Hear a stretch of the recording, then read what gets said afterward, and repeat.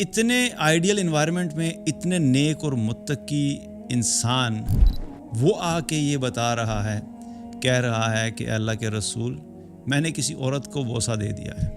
پہلی بات تو یہ پتہ ہونی چاہیے کہ اگر کسی مسلمان کے کسی پرسنل ایب کا پتہ لگا ہے تو دوسرے مسلمان کی رسپانسبلٹی ہے وہ ایب جو اس کا ذاتی ہے، اس کی جو ذاتی پرسنل غلطی ہے، اس کو پبلکلی جو ہے وہ نشر نہیں کیا جا سکتا۔ Focus on that. سولوشن کیا ہے؟ اللہ کہہ رہے ہیں اب تم اپنی نیکیوں کو بڑھانا شروع کر دو۔ ہو گیا سو ہو گیا۔ جو تم سے گناہ ہوا ہے اس گناہ کو مٹانے میں تمہاری نیکیاں تمہاری مددگار ثابت ہوں گی۔ اگر کسی سے کوئی غلطی ہو جائے، کوئی کوتاہی ہو جائے، تو بجائے اس کے لوگوں کے فتووں کے بوجھ کے تلے آ کے تم مایوس ہو جاؤ، تم فوکس یہ کرو جو سولوشن اللہ نے تمہیں دیا ہے۔ السلام علیکم ورحمۃ اللہ وبرکاتہ۔ بخاری اور مسلم کی ایک حدیث ہے، بڑی زبردست حدیث، جو کہ ایک ایسے مسئلے کو ایڈریس کرتی ہے، ایسی مسکنسیپشن کو ایڈریس کرتی ہے جو کہ ہمارے معاشرے میں پائی جاتی ہے۔ خاص طور پہ اگر کوئی شخص نیک ہے اور اس سے کوئی غلطی ہو جائے تو ہم لوگ اس کو کیسے پرسیو کرتے ہیں اور اللہ کی طرف سے اس کا کیا حکم ہے۔ یہ حدیث بخاری اور مسلم دونوں میں موجود ہے، اور اس میں مینشن ہے کہ ایک مرتبہ ایک شخص جو تھا اس نے کسی عورت کو بوسہ کر لیا، اور اس کے بعد وہ رسول اللہ صلی اللہ علیہ وسلم کے پاس آیا، یعنی اس نے کسی عورت کو کس کیا، اور پھر کرنے کے بعد اللہ کے نبی صلی اللہ علیہ وسلم کے پاس آیا اور یہ بتایا کہ یا رسول اللہ مجھ سے یہ ہو گیا۔ تو اس سے پہلے کہ آپ صلی اللہ علیہ وسلم اس کو جواب دیتے کہ اب کیا کرنے کا کام ہے، اللہ سبحانہ تعالیٰ نے قرآن کی آیت نازل کر دی، واقم الصلاۃ طرفی النہار وزلفا من اللیل ان الحسنات یذہبن السیئات۔ آپ ان سے کہیں کہ نماز قائم کریں، اور نماز قائم کریں دن کے دونوں حصے میں، یعنی صبح اور شام میں، اور رات کے کچھ حصے میں، اور بے شک نیکیاں برائیوں کو مٹا دیتی ہیں۔ سورہ ہود کی آیت نمبر 114 ہے، 114۔ اور جب یہ آیت نازل ہوئی تو اس صحابی نے پوچھا کہ یا رسول اللہ یہ حکم صرف میرے لیے ہے؟ تو آپ صلی اللہ علیہ وسلم نے فرمایا کہ نہیں، یہ حکم میری ساری امت کے لیے ہے۔ اب ایک حدیث، لیکن ایک بہت بڑا ایشو یا ایک بہت بڑی ایسی بات جس کے بارے میں ہمارے یہاں ایک بہت زیادہ افراد و تفرید کا معاملہ ہوتا ہے، ایگزیجریشن ہوتی ہیں، بڑا ایکسٹریم قسم کے رویے نظر آتے ہیں، لیکن اس حدیث کے اندر ہمیں جو ہے وہ بہت امپورٹنٹ میسیج پتہ لگتے ہیں، اور اس کو ہم ایک ایک کر کے ڈسکس کریں گے۔ پہلی بات کیا پتہ لگ رہی ہے اس حدیث سے، کہ ذرا امیجن کریں کہ رسول اللہ صلی اللہ علیہ وسلم کا جو دور ہے اور آپ نے جو انوائرمنٹ کریٹ کیا ہوا ہے، وہاں پر صحابہ جو ہیں اور صحابیات ہیں سارے بالکل نیک ہیں، ان کے ایمان اور ان کا تقویٰ کا جو لیول ہے ہم میں سے تو کوئی شخص سوچ بھی نہیں سکتا کہ اس کے قریب بھی پہنچے۔ تو ایک بڑا آئیڈیل انوائرمنٹ ہے جہاں پہ گناہ کا کوئی چانس ہی نہیں ہے۔ اور صحابہ کے بارے میں اللہ سبحانہ تعالیٰ نے قرآن میں کیا فرمایا؟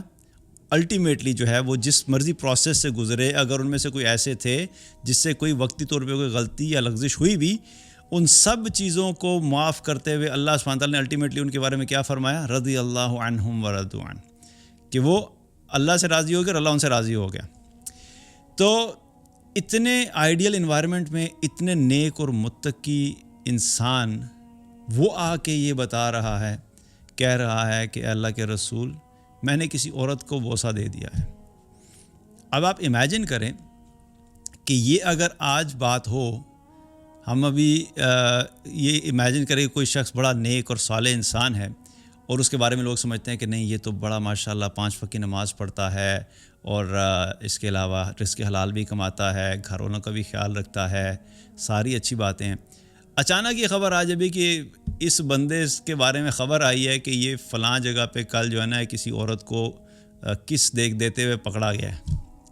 تو پہلی بات کیا ہے کہ ہمارے جو الفاظ ہوتے ہیں نا کسی خبر کے بارے میں، وہ اس خبر کو بہت زیادہ جو ہے نا وہ مرچ مسالہ لگا دیتے ہیں۔ خبر کیسے آئے گی؟ ارے تجھے پتہ ہے کل وہاں پہ یہ کسی کو کس کرتے ہوئے پکڑا گیا ہے۔ غلطی تو ہوئی، غلطی کو میں یہ نہیں کہہ رہا کہ یہ کوئی صحیح بات ہے، لیکن جو الفاظ ہوتے ہیں نا وہ کبھی کبھی اس غلطی یا اس خبر کے بارے میں اس کا جو ایک امیج اور امپریشن جاتا ہے، ریئیکشنز اس کی بیس کے اوپر آنا شروع ہو جاتے ہیں۔ ہمیں چونکہ شوق ہے ہر چیز کو ایگزیجریٹ کرنے کا، ہر چیز کے اوپر مرچ مسالے لگا کے پیش کرنے کا، اور اس کے پیچھے آبویسلی آج کے دور میں تو اس لیے بھی زیادہ سمجھ آتی ہے کیونکہ اگر کسی تھم نیل کے اوپر مرچ مسالے والی بات نہیں ہوگی تو اس پہ ویوز نہیں آئیں گے، کلک نہیں ہوں گے، پیسے نہیں بنیں گے. تو پیسے بنانے کے چکر میں یہ نہیں خیال کرتے کہ کسی انسان کی جو عزت ہے اس کے بارے میں کس قسم کے الفاظ استعمال کر کے تم نے چند پیسے بنا لیے، چند ڈالر کما لیے تم نے اپنے یوٹیوب چینل پہ، لیکن اللہ کے سامنے کیا جواب دو گے؟ پہلی بات تو یہ پتہ ہونی چاہیے کہ اگر کسی مسلمان کے کسی پرسنل ایپ کا پتہ لگا ہے تو دوسرے مسلمان کی رسپانسبلٹی ہے وہ ایپ جو اس کا ذاتی ہے، اس کی جو ذاتی پرسنل غلطی ہے، اس کو پبلکلی جو ہے وہ نشر نہیں کیا جا سکتا. تو یہ تو ہماری رسپانسبلٹی تھی کہ بھائی اگر آپ کو پتہ لگ جائے تو اس کے اوپر پردہ ڈالیں بجائے اس کے کہ پوری دنیا کو نشر کریں. اب یہاں پر وہ صحابی، ان سے غلطی ہوئی. دوسری بات کیا پتہ لگتی ہے؟ غلطی ہوتے ہی انہیں احساس ہو گیا کہ بلنڈر ہو گیا. اب اس کو ریکٹیفائی کیسے کیا جائے، اس کا ازالہ کیسے کیا جائے؟ اس ازالے کے لیے وہ رسول اللہ صلی اللہ علیہ وسلم کے پاس آئے تاکہ اب میں سولوشن پوچھوں کہ بھی جو ہونا تھا وہ تو ہو گیا، اب مجھے بتائیں میں آگے کیا کروں، میرے لیے کیا حکم ہے.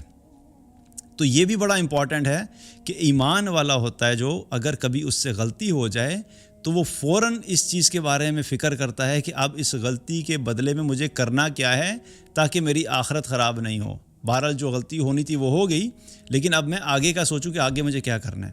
تو وہ آگے کا جو پلان تھا، جو آگے کا ایکشن پلان ہے، اس کے لیے وہ صحابی آئے اللہ کے نبی صلی اللہ علیہ وسلم کے پاس، اور اللہ سبحانہ تعالیٰ نے آگے کا اگلا ایکشن پلان بتا دیا کہ اگر اب تم سے یہ غلطی ہو گئی ہے تو اب تم ایک کام کرو کہ تم فوکس کرو اپنی نمازوں کے اوپر.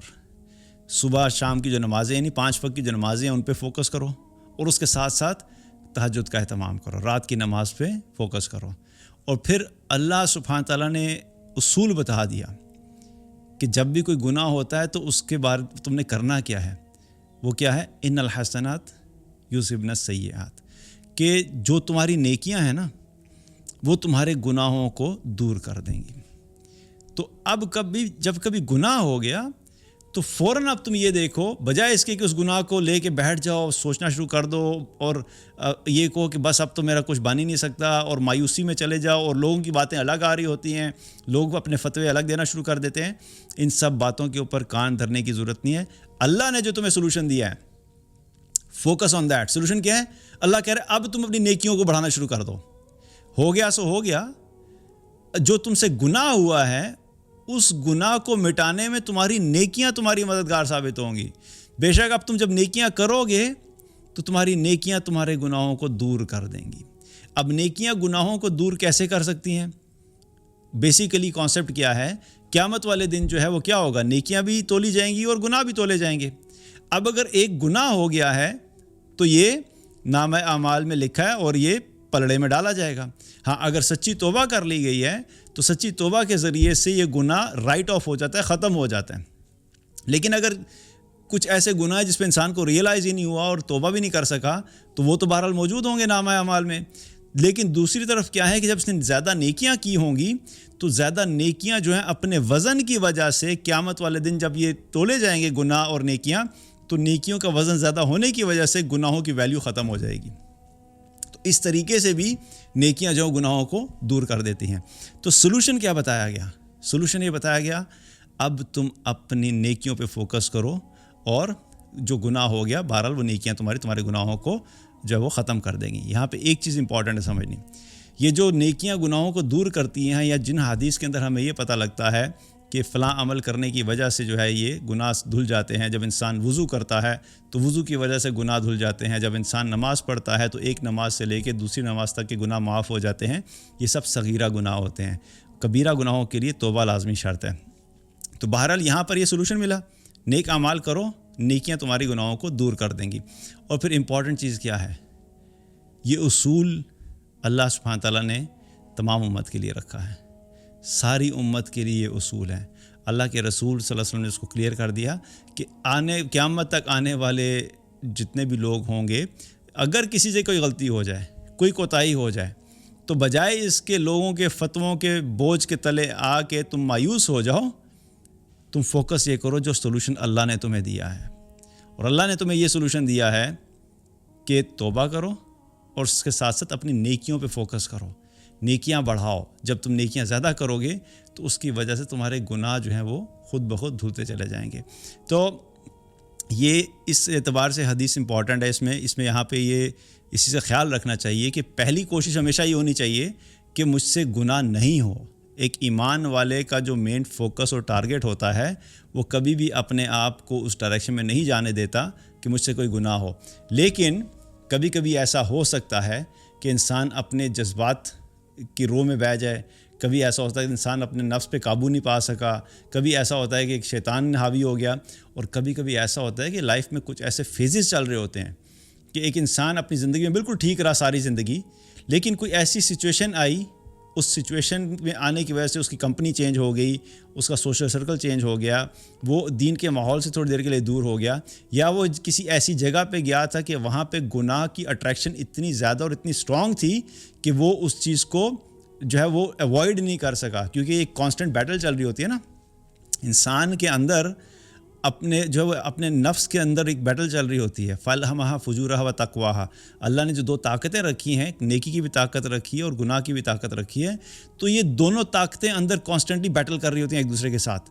اور جب انسان کی ایمان کی حالت اچھی ہوتی ہے تو کیا ہوتا ہے کہ جو نیکی ہوتی ہے وہ نیکی کی طاقت گناہ کی طاقت کے اوپر حاوی ہو جاتی ہے اور انسان گناہوں سے دور رہتا ہے. اور کبھی کبھی ایمان کمزور ہوتا ہے, تو جب ایمان کمزور ہوتا ہے تو انسان کہ جو گناہوں کی جو رغبت ہے وہ بڑھ جاتی ہے اور وہ مضبوط ہو جاتے ہیں اور وہ نیکیوں کو ٹیک اوور کر لیتا ہے اور اس سے گناہ ہونا شروع ہو جاتے ہیں. لیکن at the end of the day important کیا ہے, یہ بیٹل چلتی رہے گی, یہ موت پہ ختم ہوگی. ہمارا کام یہ ہے کہ ہم ہر روز کوشش یہ کریں کہ ہماری جو نیکیوں والا پلڑا ہے وہ بھاری رہے. اگر کسی ایک دن کوئی غلطی ہو بھی گئی ہے اس پہ توبہ کریں, اس کو بھولیں اور نیکیوں پہ فوکس کریں تاکہ ہماری نیکیاں زیادہ ہوں اور گناہ کم ہوں. اللہ تعالیٰ سے دعا ہے کہ اللہ تعالیٰ ہم سب کو ایمان عطا فرمائے, ہر قسم کے گناہ سے محفوظ فرمائے, اور اگر کوئی گناہ ہوئے تو اللہ تعالیٰ اپنی رحمت سے ان کو معاف فرمائے. السلام علیکم ورحمۃ اللہ وبرکاتہ.